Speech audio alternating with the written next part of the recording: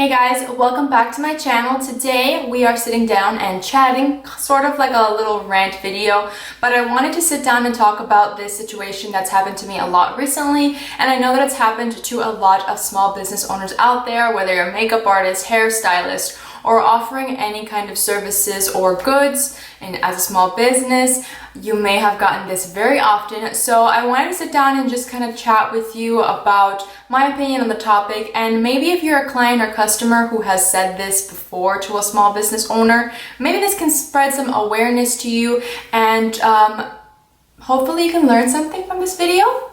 So yeah, without further ado, let's get into it. So I want to talk to you guys today about when a client tells you that they found someone cheaper.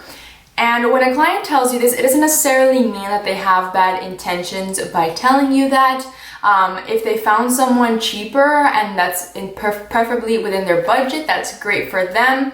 The thing is that this sometimes rubs us small artists the wrong way, because we try to be fair with our prices. I like to think that most freelancers out there like to be fair with their prices. If you are a customer or a client of a small business owner and you found someone cheaper, maybe don't let that other person know that, because it doesn't really help anyone. If you think about it, it's not benefiting anyone by you telling that person that you found someone cheaper. That person is just going to end up feeling bad about their business, because guess what? They probably can't offer you that service for much cheaper due to, we have our own bills, we have our own expenses. So really, you're not doing anyone any good by saying that you found someone cheaper. And me, for many years, I was that person that was cheaper, and I found that even when I had cheaper prices or less expensive services, I found that people would still complain about my prices, and they always found someone cheaper. There's always someone less expensive than you, and so you never end up winning with these kinds of customers. I, for many years, was that cheaper option service, and I offered my services for cheaper, especially at the beginning of my career, because I feel like you can raise your rates as you go, getting experience and more items in your kit and upgrading for more luxury items, and overall improving in the experience that the customer has with you. So I found that at the beginning, I was charging a cheaper rate, but what I found was that not only was I attracting a certain kind of customer that didn't appreciate my work and was just kind of looking for like a quick, $50 to do their makeup, and then what they were doing was that they were this kind of client that expected a lot from you for $50, and I found that that wasn't worth it for me anymore. Aside from the fact that I gained experience and I gained knowledge and I upgraded my kit to more luxury items, and I gave my client a more professional experience, I am a small business owner and I am just myself. So I don't have 100 employees here. I don't have, a huge company where I can delegate work to. It's just me. So I found that I was going through all of these difficulties and going through all of this time and effort and trying to give my clients the best. And at the end of the day, it wasn't worth it for me for the money. And so for that reason, I found it important to raise my rates, because I needed to have it be worth the work that I was going through and the effort that I was going through. And at the end of the day, those cheaper rates, I was attracting clients that didn't appreciate my work. So one of the benefits of raising your rates is that you will attract a different kind of customer that appreciates your service and appreciates your industry, appreciates what you do, which at the end of the day is worth it for us, because, it's just kind of like the way the world works, unfortunately. Cheaper services, you might not get the best quality service, but also you are paying less for your money, so you should expect as not of a good of a service as someone that you would pay more for. I saw on Instagram this example of a restaurant, right? So for example, you go to a really nice expensive restaurant and most likely they're gonna have like 5 stars and they're gonna have amazing reviews and you're like, wow, so excited, I love this restaurant, I'm so excited to go. It's a little bit pricey, but I know I'm gonna have a great experience. I know I'm gonna have tasty food and I'm gonna have quality service. So the same thing goes for like a freelancer. Usually if you want good service, you want good quality of service, and you want good products, and you want a good experience, and you want someone who's going to be dependable, you're usually going to have to pay a little bit of a higher price for those kinds of services.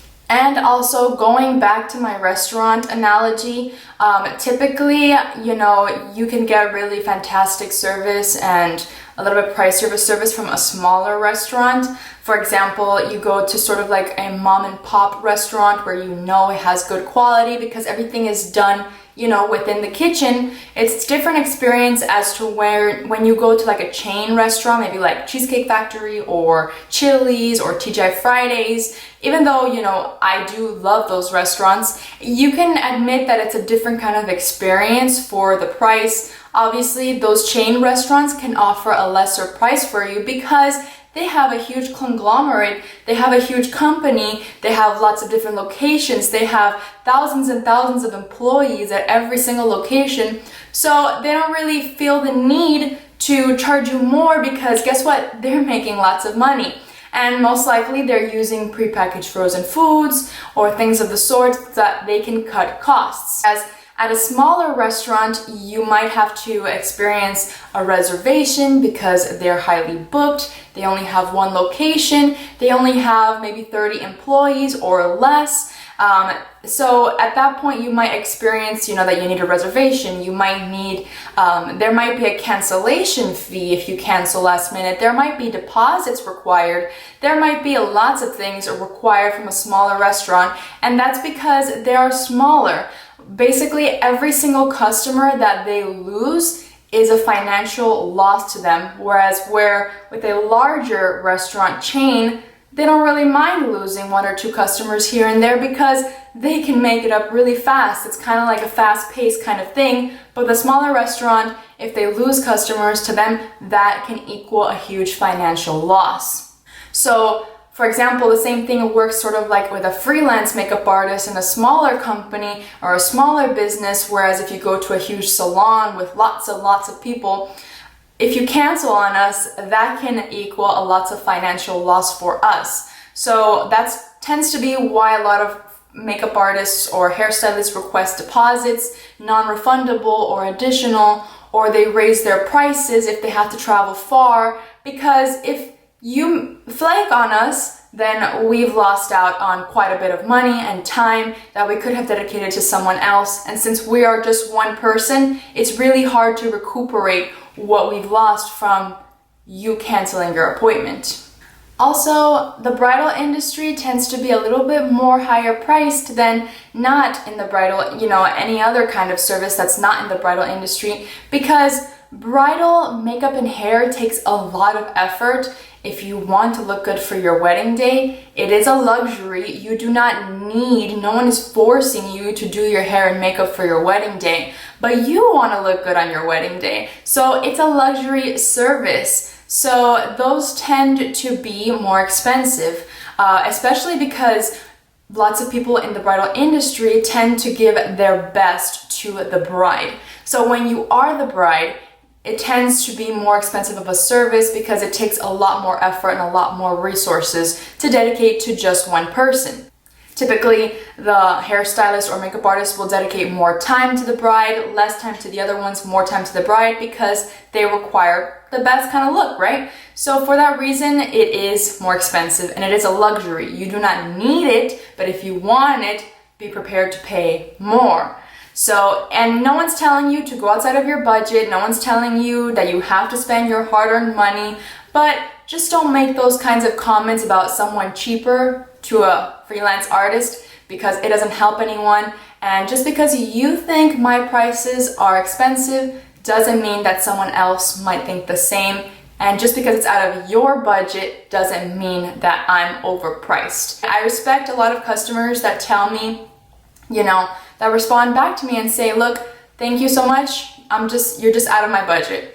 And I say, thank you so much for that. That's super respectful. You can say that to anyone, and that's perfectly fine. And if it's possible for us to lower it within your budget, then we'll do so. But if we're not able to, then we'll say thank you so much for your time as well. Have a great day. Or we'll recommend you other people that might have different resources and different prices. Just be straightforward with the person and say, sorry, that's out of my budget. You don't have to say, I found someone cheaper. That doesn't make us feel good.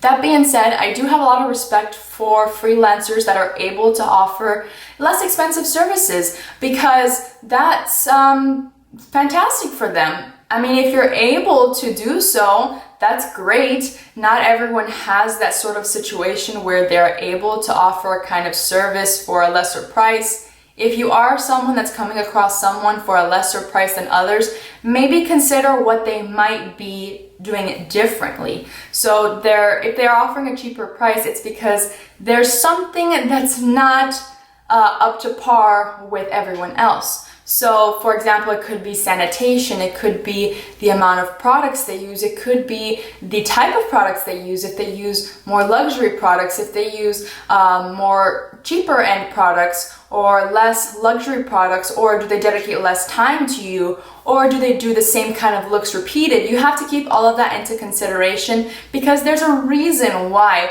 they're offering a lesser price. Maybe they don't have to travel as much to you. That can also be a possibility, but there is a reason why someone is offering a lesser service than others. Also, you have to take into consideration that we do a lot of back-end work that you might not see. You have to learn to respect our industry, because we have a lot of stuff that we do in the back end that you don't see.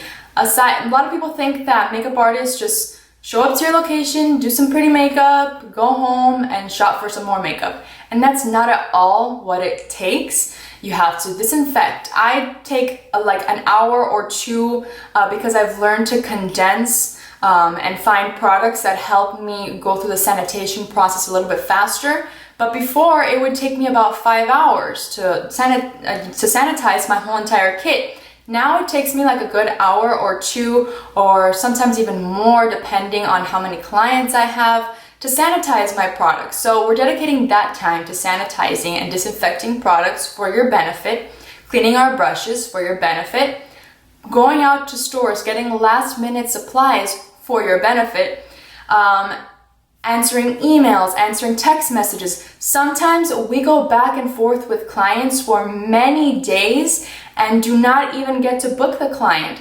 So we're missing out on lots of time and effort because we're just trying to answer questions and we're trying to gain the customer, but at the end of the day, the customer doesn't book. So there's a lot that goes behind the scenes. We have social media. We have to learn even photography sometimes because we want to take great photos of our work. We have websites, we have booking applications, and all of that costs money and time. So before you go ahead and try to diminish someone's business by saying, I found someone cheaper, think about that. Think about what goes on in the back end. Think about how much effort this person just took to answer my constant questions. Sometimes the clients are super picky and they ask a million different questions and you're kind of like, okay, this is a lot of time and effort and I'm not even sure if you're gonna book me or not. So keep that in mind the next time that you book a service. There is a lot that goes into it, and cheaper does not always mean better. So yeah, I hope you guys enjoyed this video. A little bit more of a ranting, but if you do get what I mean, if you understand, please leave a comment down below. I would love to know you guys' experience with this situation. Make sure you give it a thumbs up and subscribe to my channel to see more videos, and I'll see you in my next one. Bye guys!